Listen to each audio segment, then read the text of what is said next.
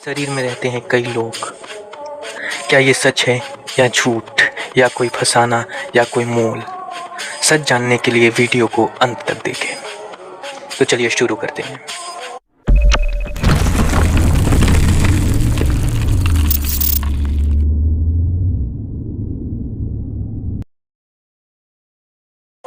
आपने एक ही इंसान के अंदर कई लोगों के रहने के बारे में सुना होगा। भारत में अक्सर इसे भूत प्रेत का वास समझकर तंत्र मंत्र जैसी विद्याओं का सहारा लिया जाता है। मगर आपको यह जानकर हैरानी होगी कि किसी व्यक्ति के साथ ऐसा एक मानसिक बीमारी के चलते हो सकता है, जिसका नाम डिसोसिएटिव आइडेंटिटी डिसऑर्डर DID है। पहले इसे मल्टीपल पर्सनैलिटी डिसऑर्डर भी कहा जाता था। तो DID है क्या? डिसोसिएटिव आइडेंटिटी डिसऑर्डर एक ऐसी मानसिक बीमारी है जिसमें एक इंसान के दो या उससे ज़्यादा व्यक्तित्व रहते हैं। इसमें होने वाली परेशानी को डिसोसिएशन कहा जाता है। इसका मतलब है अपनी मानसिक प्रक्रियाएं जैसे सचेत होना, धारणा और याददाश्त से खुद को अलग कर लेना। DID होने की कई वजह हो सकती है, लेकिन इसका सबसे बड़ा कारण है ट्रॉमा। इसका मतलब किसी भी तरह का शारीरिक या मानसिक शॉक। आमतौर पर यह बचपन में हुए शारीरिक, मानसिक या सेक्सुअल शोषण से होता है। 3 मामले में समझिए DID। केस 1, ऋषभ को बचपन से ही उसके पिता डांटते मारते थे। शांत स्वभाव होने के चलते वह सब कुछ चुपचाप सहन कर लेता था, पर 18 से 19 साल की उम्र में उसे यह ट्रॉमा हैंडल नहीं हुआ। उसकी एक दूसरी पर्सनैलिटी विकसित हो गई। यह पर्सनैलिटी पिता के डांटने मारने पर उनसे लड़ जाती थी। इस दौरान ऋषभ अपने पिता पर हाथ उठाता था, उन्हें गालियां देता था। यह देख पिता भी हैरान रह जाते थे। केस 2, शहनाज बहुत ही रूढ़िवादी मुस्लिम परिवार का हिस्सा है। उसके घर में बचपन में ही मामा चाचा के बच्चे से शादी तय हो जाती थी। इन परेशानियों की वजह से शहनाज की दूसरी पर्सनैलिटी बन गई। जब जब यह बाहर आती तब तब शहनाज हिंसक बर्ताव करती।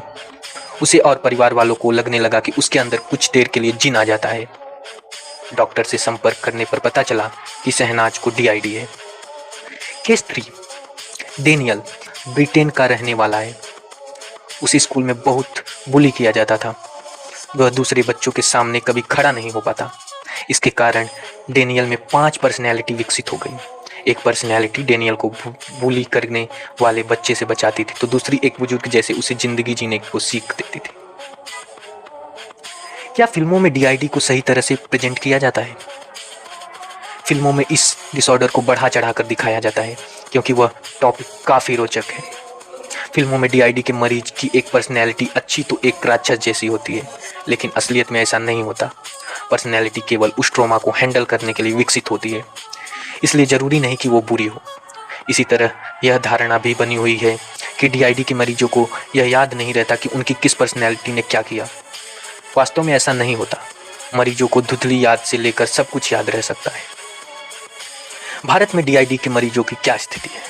हमारे देश में DID के मरीजों को पागल माना जाता है।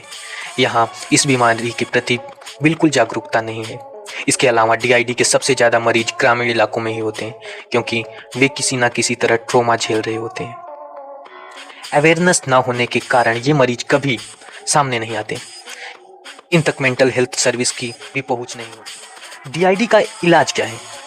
DID के लिए डीप साइकोथेरेपी की ज़रूरत पड़ती है। इसमें मानसिक therapy, family therapy, relaxation technique और मेडिटेशन जैसी चीज़ें शामिल हैं। मरीज को ट्रॉमा से ट्रिगर ना होने की ट्रेनिंग दी जाती है। अमेरिका की नेशनल लाइब्रेरी ऑफ मेडिसिन के अनुसार एक मरीज इलाज से पहले 5 से 12.5 साल DID से जूझता है। तो ऐसी धमाकेदार वीडियोस को देखने के लिए लाइक करें और दोस्तों के साथ शेयर करें। धन्यवाद।